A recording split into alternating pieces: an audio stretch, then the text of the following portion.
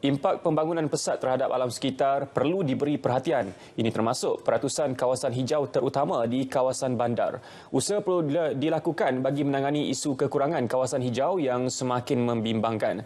Wartawan Muhammad Raswin Setia ada laporannya. Kementerian Pembangunan Kerajaan Tempatan melalui Jabatan Landscape Negara JLN telah menjalankan kajian keperluan kawasan hijau dalam pembangunan bagi memastikan penyediaan dan pengekalan 30% kawasan hijau dalam pembangunan perbandaran dapat dicapai.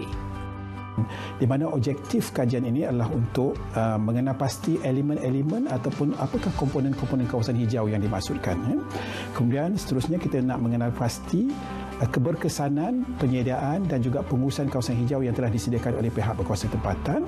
Seterusnya kita nak melihat dari segi apakah perbezaan atau perbandingan di antara penyediaan kawasan hijau negara kita dengan negara-negara yang lebih maju, contohnya Singapura, UK dan US lah. So kita buat perbandingan. Jika ada gap, maka kita boleh berusaha untuk mencapai setara dengan negara-negara yang berkenaan. Kita percaya hampir keseluruhan PBT di Malaysia ini mampu mengekalkan 30% kawasan hijau. Dan peringkat yang seterusnya kajian ini adalah kita menyediakan garis panduan perancangan, reka bentuk, pengurusan dan penyelenggaraan kawasan hijau berdasarkan karakter-karakter kawasan hijau yang kita kenal pastilah. Terdapat cabaran dalam usaha JLN mewujudkan kawasan hijau demi kelestarian bandar. Antaranya sebahagian pihak berkuasa tempatan mempunyai kekangan kepakaran tertentu dalam pengurusan dan penyelenggaraan kawasan hijau.